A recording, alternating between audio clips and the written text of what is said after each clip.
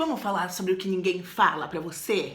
Pobre artista que não tem acesso a nada, tal qual eu também não tinha quando eu comecei. Aqui é sem elitismo, tá? Então a gente vai conversar um pouco sobre determinados materiais que são mais acessíveis pra gente. Eu sempre tive essa noção de que existem gramaturas para as folhas, né? Então quanto mais grossa, melhor. Porém, existe os papéis mais acessíveis que também funcionam e os papéis menos acessíveis que obviamente são melhores. Como nós estamos falando de uma ilustração que tá ali no início, que tá ali no começo, além do estudo que a gente vai falar um pouco, as folhas elas precisam normalmente ser a partir de 120, 150 até 180 gramas, pelo menos, para poder fazer um desenho com lápis de cor, para fazer um desenho com grafite, enfim. Eu costumo usar de 180 gramas. A Canson, essa daqui é Canson, tá? A 4 ela é um pouco mais acessível, então você consegue pegar 20 folhas no valor de 20, 30 reais, dependendo da tua cidade. Eu acho muito mais acessível para você poder iniciar e ter uma arte um pouco mais profissional, apesar dos pesares. Temos também a de 300 gramatura, aí já é para aquarela,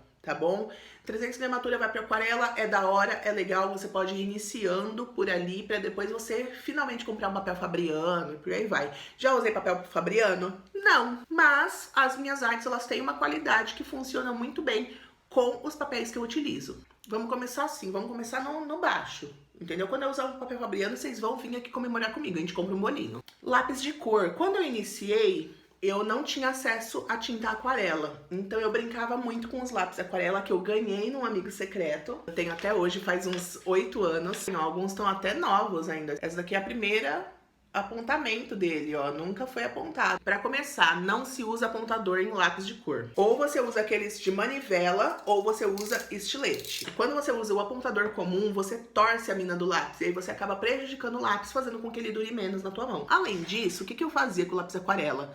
Eu pegava o pincel, molhava a ponta do pincel, e aí eu pegava aqui, ó, e aí eu começava a pintar a minha arte. Nossa, é muito estranho gravar de lado. Eu tô muito acostumada com outra rede. Além disso, eu não molho a madeira, porque aí começa a estragar o lápis.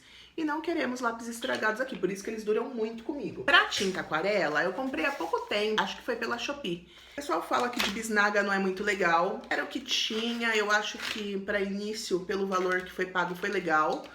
Tá? Eu gosto, só que eu tenho muito de aprender um pouco mais a técnica, então eu gosto de brincar um pouco com elas, não faço nada profissionalmente com as minhas aquarelas, então por enquanto eu utilizo essa aquarela aqui. Além disso, nós temos também algumas nanquins. Essas aqui são nanquins, elas são recarregáveis, tá? Sendo nanquim de verdade que vem aqui nela, a gente tá falando de nanquim que não sai na água, tá? Então você pode contornar antes, pra depois você fazer a pintura em aquarela e por aí vai. Eu uso pincéis profissionais? Não, porque eu não sou uma pessoa profissional na aquarela, eu ainda estou aprendendo.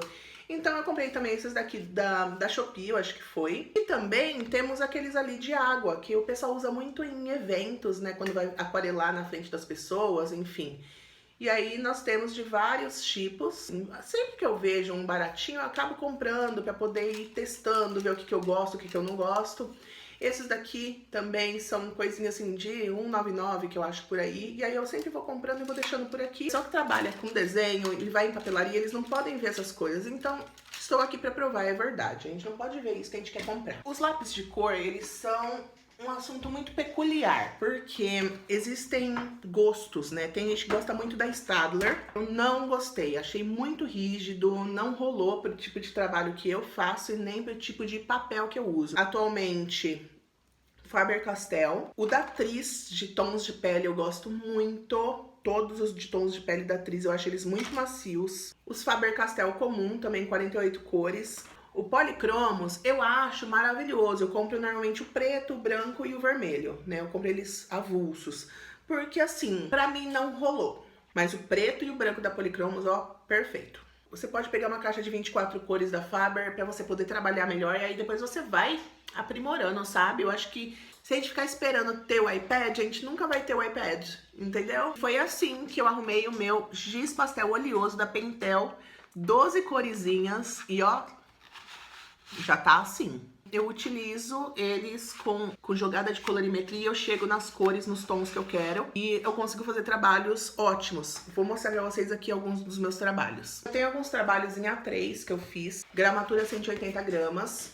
Esse aqui foi todo no lápis de cor. E eu também usei a tinta acrílica fosca pra poder fazer os brilhinhos em branco, tá? Eu não uso mais, tipo, o espaço que sobra e tal.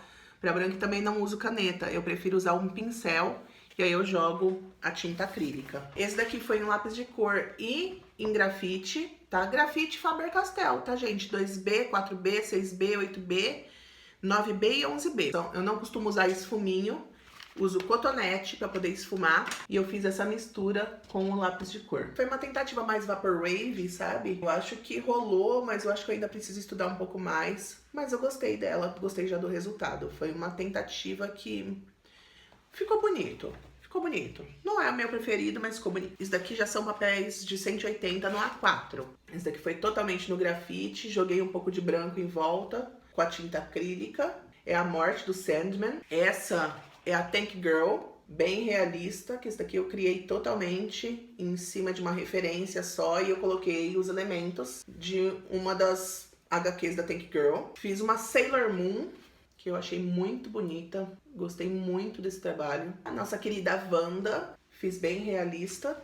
Ah, essa personagem ela foi totalmente em lápis de cor, até mesmo o preto do fundo. E aí eu usei a tinta acrílica aqui para esses detalhes, pro branquinho, pro brilho, enfim. Que eu gosto muito desse trabalho. Barbarella também totalmente no lápis de cor. E são todos aqueles lápis de cor, é aquela caixa que eu mostrei pra vocês. Barbarella tá maravilhosa. E já essa daqui já foi a Delirium. É um papel para aquarela, tá? Eu fiz com aquele giz pastel oleoso que eu mostrei pra vocês, tá? Porém, eu usei um amolecedor do óleo pra poder dar esse efeito. Usei a tinta acrílica e também um pouco de lápis de cor em algumas coisas. E até caneta Bic preta pra poder fazer esses detalhes menores. Além disso tudo, eu uso verniz em spray em todas as minhas artes. Então assim que eu finalizo, assinei bonitinho, spray em toda ela. Ó, coisa de R$21,50 meu spray, ele dura muito. E aí eu dou 2 demãos de verniz spray e eu consigo manter um resultado de uma forma que não fique transpassando o desenho. Além disso, existem outros materiais que eu gosto de utilizar e eu vou mostrar rapidinho aqui pra vocês, bem tranquilo pra vocês saberem pra que serve. Eu sempre gosto dessa borracha aqui, desse tipo de borracha de caneta, porque me facilita tanto pra carregar quanto pra poder fazer algum detalhezinho do desenho, mas minha borracha comum é a da Staedtler. Aliás, é uma das melhores que eu já usei. E existem 2 materiais aqui que eu acho muito importantes na minha vida. Boleador de unha, sim, boleador de unha, aqui ó, tem que ser esse mais fininho, tá vendo? Quando a gente usa o papel com uma gramatura alta, na hora de fazer fio de cabelo realista, a gente pode fazer o fio nesses boleadores e aí ele fica tudo marcadinho e aí a gente consegue chegar num resultado legal fazendo uma boa brincadeira ali. E esta borracha aqui, que é elétrica, tá? Eu comprei ela na Daiso. Ela é a pilha, você aperta e ela roda. E aí eu consigo fazer alguns detalhezinhos quando eu não tô afim de usar o boleador, tá? O boleador e a borracha, eles causam o mesmo efeito. Um fica um pouco mais preciso, mais hiperrealista, e o outro fica um pouco menos, depende muito do meu objetivo. Por hoje é isso, e depois a gente vai gravar mais vídeos mostrando como é que eu utilizo cada técnica que eu faço. E aí a gente consegue entender que a arte ela pode ser muito mais fluida, muito mais tranquila, sem a gente precisar ficar exigindo demais, para depois a gente chegar na excelência. Vamos começar com o básico?